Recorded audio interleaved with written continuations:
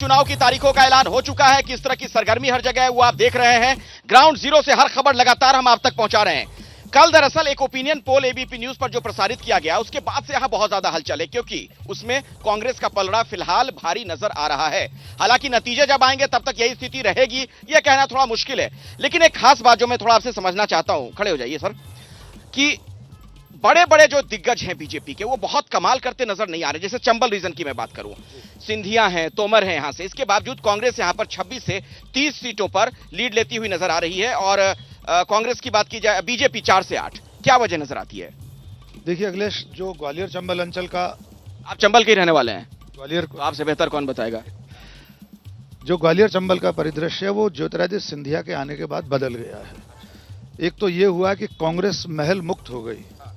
जो कांग्रेस ज्योतिरादित्य सिंधिया के रहने से जो दूसरी तीसरी पंक्ति के नेता थे, उन्हें ऐसा लगता था उन्हें अवसर नहीं मिल रहे। तो सिंधिया जी के जाने से कांग्रेस महल मुक्त हो गई, सिंधिया मुक्त हो गई, और इसका प्रमाण मिला उपचुनाव में। ठीक है। सबसे ज्यादा सीटें भारतीय जनता पार्टी उपचुनाव में ग्वालियर चंबल में हारी। खुद ग्वालियर जिले में जहां पर जयविलास प्रसाद है सिंधिया का अपना महल, वहां पर ग्वालियर जिले की दोनों सीटें बीजेपी हार गई। तो ज्योतिरादित्य सिंधिया के बीजेपी में आने से जो बीजेपी को लाभ मिलना था वो अपनी सरकार बना के बीजेपी ने हासिल कर लिया। अच्छा। लेकिन अब उनके रहने से बीजेपी के भीतर जो अंतर्विरोध पैदा हो रहे हैं वो वैसे ही हैं जैसे जब वे कांग्रेस में थे। मतलब फायदा की बजाय कहीं नुकसान तो नहीं पहुंचा देंगे? मुझे ऐसा लग रहा है। आपको ऐसा? वे चाहेंगे तो नहीं नुकसान पहुंचाना, लेकिन उनके रहने से हो सकता है बीजेपी को नुकसान हो। अच्छा ठीक है। हाँ, आप कुछ कहना चाह रही थी यहाँ पर ब्रेक के दौरान। हाँ बोलिए, क्या कहना है? मुझे बीजेपी की सरकार पर इसीलिए अभी अविश्वास है क्योंकि पहली बात तो इनका कैंडिडेट क्लियर नहीं है, इन्होंने बताया नहीं है कि कौन मुख्यमंत्री बनेगा। दूसरी बात, यहाँ पे मेरे बहुत सारे साथीगण ये भी कह रहे हैं कि कांग्रेस सरकार 18 साल में वो काम नहीं कर पाई जो बीजेपी सरकार ने किया। लेकिन मेरा उनसे ये सवाल है कि जो लाडली बहना योजना, स्कूटी वितरण योजना, ये सारी योजनाएं तभी क्यों लेके आई जा रही हैं जब चुनाव में 2 महीने जब चुनाव में 2 महीने रह गए, तब आखिर योजनाओं का जो ऐलान धनाधन हो रहा है, उसके पीछे क्या वजह है? सरकार में लंबे वक्त थी बीजेपी। हाँ बोलिए।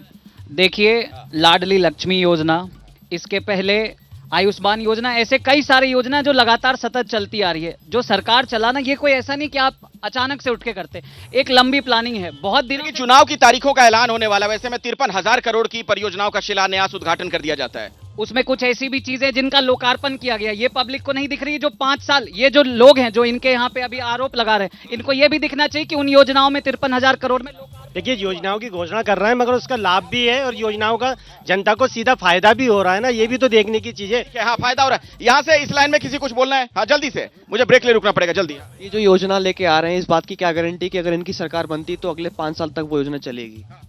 सर, मैं पूछना चाहता हूं कि 18 साल से बीजेपी यहाँ पे है, जिसमें से लगभग 15 साल शिवराज सिंह चौहान रहे हैं। आपने पूरे विश्व में नहीं देखा होगा कि कभी ऐसा होता है कि इतने बड़े नेता को साइडलाइन कर दिया गया एकदम। इसका मतलब खुद ही भाजपा के शीर्ष नेतृत्व जानता है कि ये भाजपा अगर ये चेहरा रहेगा तो हार जाएगी। सर, सारी पार्टी बेरोजगार भत्ता देना चाहती है लेकिन रोजगार नहीं देना चाहती है। ये देखिए, ये बहुत ही महत्वपूर्ण पॉइंट है जो ये युवा यहाँ पर कह रहा है। सभी लोगों को ध्यान से ये बात सुननी चाहिए। हर पार्टी रोजगार बेरोजगार भत्ते की बात करती है, आप रोजगार ही क्यों नहीं दे देते हैं? और इस मामले में हर पार्टी कहीं ना कहीं एक ही पायदान पर खड़ी नजर आती है। जैसे ही घड़ी का काटा दोपहर 2:30 पे आए, बबीता जी का दिल सास बहू साजिश के लिए मचल जाए।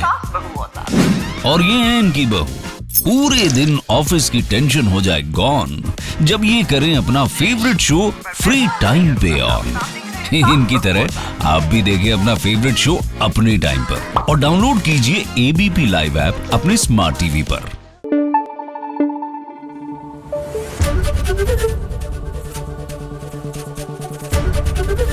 एबीपी न्यूज आपको रखे आगे।